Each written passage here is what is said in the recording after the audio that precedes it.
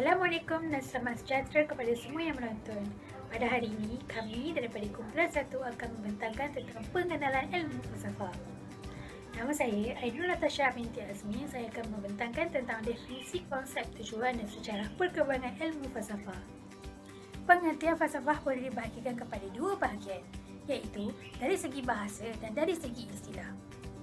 Dari segi bahasa, istilah falsafah berasal daripada dua perkataan Yunani, iaitu philos yang bermaksud mencintai dan sophia bermaksud kebijaksanaan. Dengan berpadukan kepada dua makna perkataan Yunani ini, istilah falsafah boleh diartikan sebagai perihal mencintai kebijaksanaan. Gabungan dua perkataan ini diciptakan oleh Pythagoras.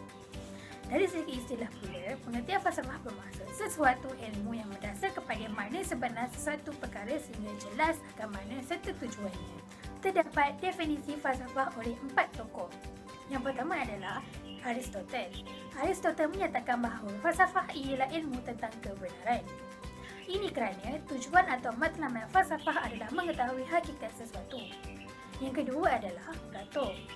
Plato menyatakan bahawa falsafah ialah pengetahuan kepada benda, termasuklah disebalik benda, iaitu metafizik. Yang ketiga adalah Al-Farabi.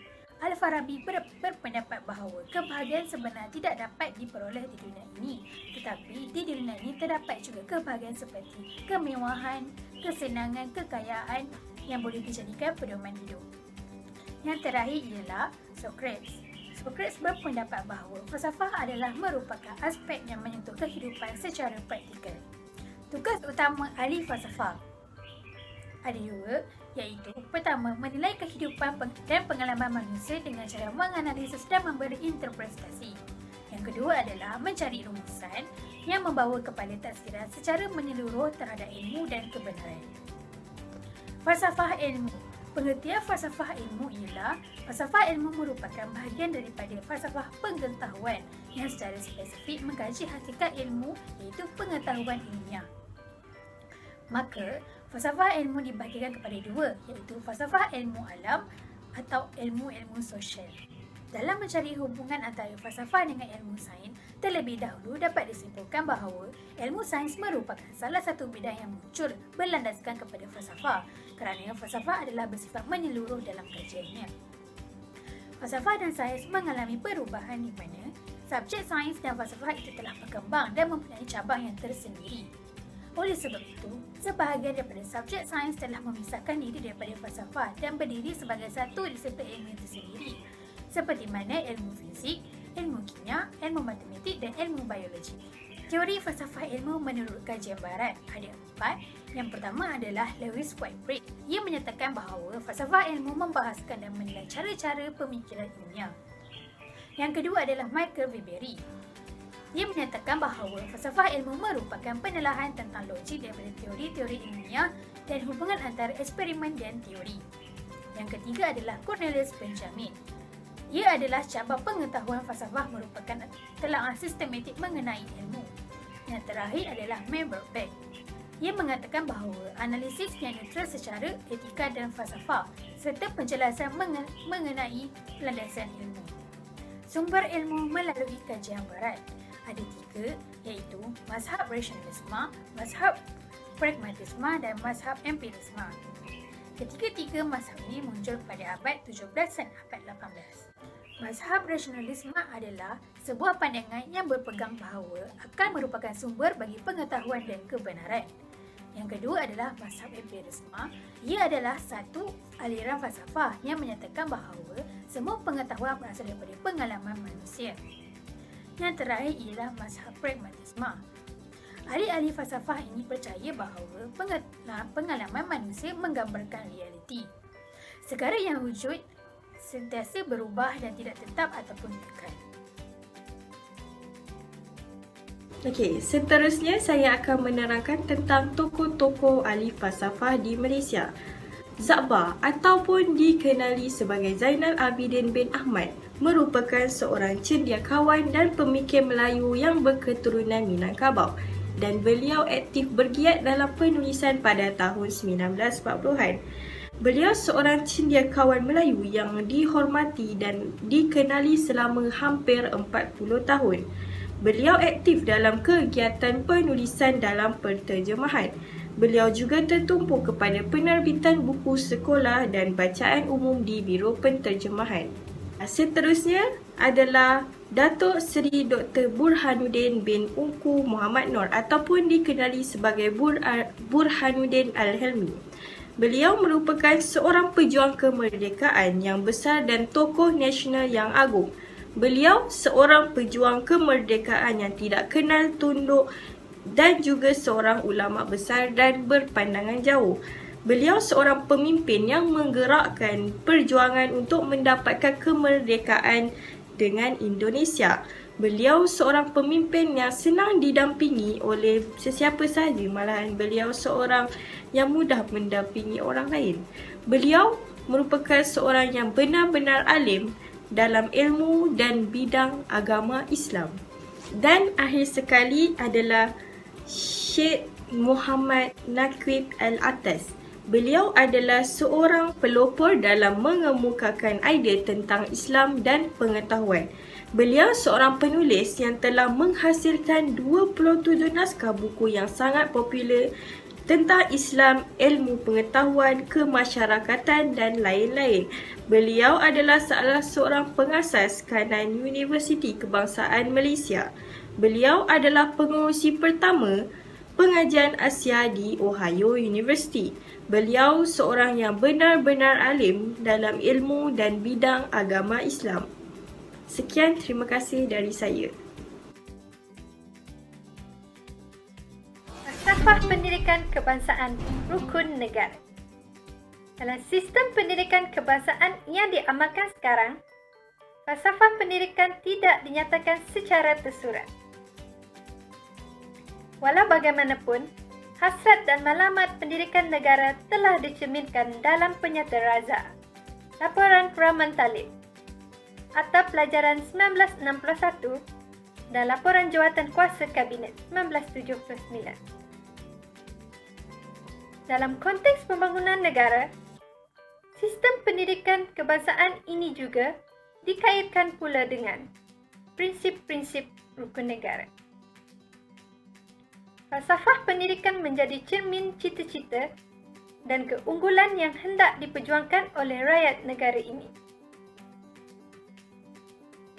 Falsafah pendidikan negara juga berhasrat untuk melahirkan insan yang berpegang teguh kepada agama. Pendidikan di Malaysia adalah usaha mewujudkan insan yang seimbang dan harmonis dari segi intelek, rohani, emosi dan jasmani berdasarkan kepercayaan dan kepatuhan kepada Tuhan. Berpandukan kepada falsafah pendidikan negara dapat melahirkan insan yang baik akan secara otomatis menjadi warga Malaysia yang baik. Nilai yang penting untuk mewujudkan insan yang seimbang. Pertama, melahirkan rakyat Malaysia yang percaya kepada Tuhan. Kedua, menerapkan masyarakat agar menanam sikap suka membaca dan cinta akan ilmu pengetahuan. Ketiga, menerapkan rakyat Malaysia mengamalkan tingkah laku yang berakhlak mulia dalam kehidupan seharian. Keempat, sikap rakyat yang bertanggungjawab kepada diri, masyarakat, agama dan negara. Kelima, rakyat Malaysia yang berbakti dan memberi sumbangan kepada masyarakat dan negara. Rakyat Malaysia yang dapat memberi sumbangan kepada negara. Masyarakat Malaysia yang terlatih dalam pelbagai kemahiran bagi melahirkan tenaga manusia yang produktif, berinisiatif dan berinovatif untuk mentadbir alam. Masyarakat ini mampu menggunakan teknologi dengan cekap bagi mempertingkatkan daya pengeluaran ke arah pembangunan negara. Keharmonian dan kemakmuran masyarakat dan negara.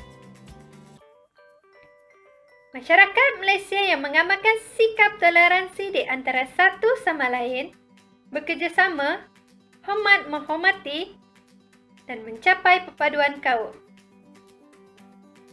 Dengan adanya perpaduan, muncul keadaan yang aman, tenteram dan stabil. Suasana yang sihat dan positif membantu dan menjamin perkembangan ekonomi dan kemajuan di dalam semua bidang kehidupan. Di sini saya ingin membincangkan tentang kedudukan dan peranan rukun negara.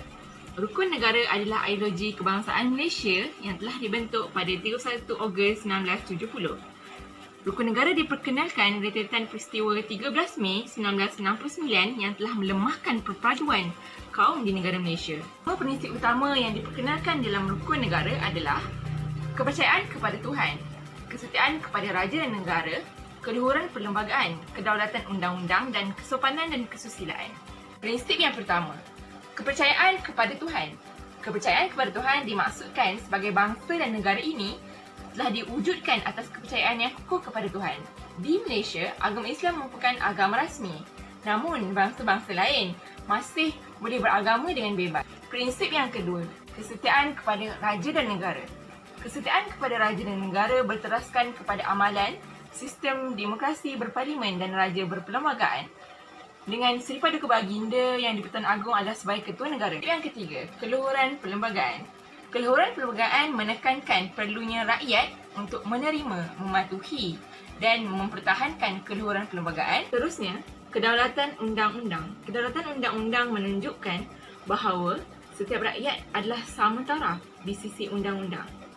Hukuman akan dikenakan kepada semua orang yang melakukan kesalahan tanpa mengira status dan darjat. Prinsip yang terakhir, kesopanan dan kesusilaan. Kesopanan dan kesusilaan menekankan perkembangan personaliti dan tingkah laku rakyat untuk bertujuan untuk melahirkan masyarakat yang bersopan santun dan bertoleransi. Tujuan utama rukun negara dibentuk adalah untuk membentuk perpaduan yang kukuh. Kerana melalui rukun negara ini, Malaysia dapat mewujudkan masyarakat yang saling bertoleransi serta negara yang dapat dinikmati secara adil dan saksama.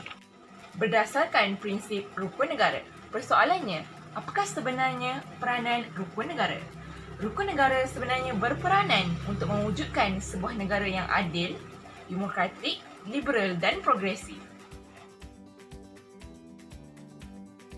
Seterusnya, saya akan menerangkan tentang falsafah sejahtera sebagai pentafsiran rukun negara. Dewasa ini, ketika dunia semakin maju, teknologi semakin moden, masyarakat mula alfa dan lupa tentang asal-usul negara iaitu tempat mereka berpijak. Mereka semakin lupa pengorbanan pahlawan negara kita yang memperjuangkan diri sehingga titisan darah untuk mempertahankan negara yang tercinta sehingga terbentuknya negara yang dikenali dengan nama Malaysia atau nama asalnya iaitu Tanah Melayu. Okey, dalam seterusnya saya akan menceritakan tentang rukun negara. Rukun negara yang telah diwujudkan pada tahun 1970 bertujuan untuk mencapai satu pegangan atau pengertian terhadap aspirasi nasional antara pelbagai kaum di Malaysia yang wujud tanpa mengira asal-usul dan keturunan masing-masing. Konsep yang terdapat dalam ideologi negara ini harus difahami dan dihayati bagi memupuk semangat perpaduan masyarakat pelbagai kaum di negara kita. Yang pertama, rukun negara adalah sebagai ideologi kebangsaan Malaysia. Seterusnya, rukun negara merupakan satu susunan cara ataupun prinsip hidup bermasyarakat. Yang ketiga, ia mengandungi nilai-nilai kenegaraan dan norma-norma sosial yang meliputi semua aspek kehidupan bernegara. Dan yang seterusnya, rukun negara juga adalah satu doktrin untuk mencapai perpaduan kaum demi keharmonian dan kemakmuran negara Malaysia. Seterusnya, falsafah sejahtera sebagai pentafsiran rukun negara. Bagi Yayasan Perpaduan Malaysia, membina dan mengekalkan asas perpaduan kukuh menjadi satu cabaran dan azam baru yang perlu diteruskan demi masa depan negara. Pendidikan Malaysia adalah satu usaha berterusan ke arah lebih memperkembangkan potensi individu secara menyeluruh dan bersepadu untuk melahirkan insan yang seimbang dan harmonis dari segi intelek, rohani, emosi, dan jasmani, berdasarkan kepercayaan dan kepatuhan kepada Tuhan. Usaha ini adalah bertujuan untuk melahirkan warga negara Malaysia yang berilmu, bertanggungjawab dan berkeupayaan mencapai kesejahteraan diri serta memberi sumbangan terhadap keharmonian dan kemakmuran negara kita. Dengan ini, kita haruslah mencapai perpaduan yang lebih erat dalam kalangan seluruh masyarakatnya. Dengan rukun negara juga, kita mampu memelihara cara hidup demokratik dan mencipta satu masyarakat yang adil dan di mana kemakmuran negara akan dapat dinikmati secara adil dan saksama seperti agama. Kita mampu memilih agama untuk masing-masing. Dan yang terakhir, rukun negara juga menjamin satu cara liberal terhadap tradisi kebudayaan yang kaya dan berbagai corak serta membina satu masyarakat progresif yang akan menggunakan sains dan teknologi moden. Seterusnya, apa kaitan subjek falsafah dengan rukun negara? Rukun negara yang pertama ialah kepercayaan kepada Tuhan. Kita memulakan perbincangan falsafah tentang rukun negara dengan kepercayaan kepada Tuhan. Apa makna percaya di sini? Adakah sama percaya dengan kewujudannya pagan? Sama dengan percaya dengan kewujudannya Tuhan? Maka di sini, kepercayaan kepada Tuhan adalah kepercayaan yang bersifat benar, bukan palsu. Ini bermakna rakyat Malaysia yang sejati adalah rakyat yang menghayati kebenaran kewujudnya Tuhan. Tuhan bukan wujud diminda sebagai fiksyen seperti Marvel. Kepercayaan kepada Tuhan adalah hakikat sebenar dan bukan seperti kepercayaan seorang lelaki transgender bahawa beliau adalah seorang perempuan secara psikologi walaupun lahirnya dia seorang lelaki. Kepercayaan kepada Tuhan bukan hasil penyakit psikologi seperti dakwaan ahli falsafah Minsky dan ahli psikologi Sigmund Freud. Ini bermakna rakyat Malaysia yang sejati adalah rakyat yang menghayati kebenaran kewujudannya Tuhan.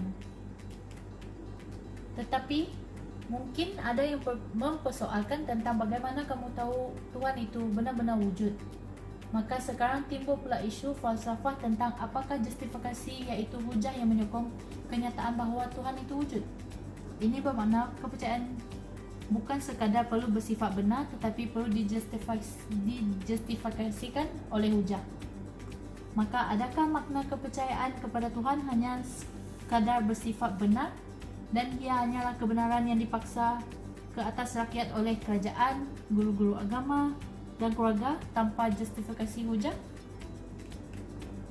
Di sini kita dapat melihat generasi muda sekarang banyak terdedah dengan informasi atheism. Kadang-kadang seorang anak mungkin wujud keraguan dalam dirinya tentang kewujudan Tuhan, lalu terpendam dan atau berhujah secara terbuka. Bila seorang pendidik gagal menjawab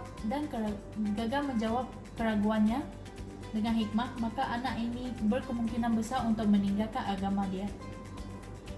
Jadi, falsafah ialah satu bidang yang menyediakan guru-guru untuk menjawab persoalan-persoalan mencabar ini dengan hikmah.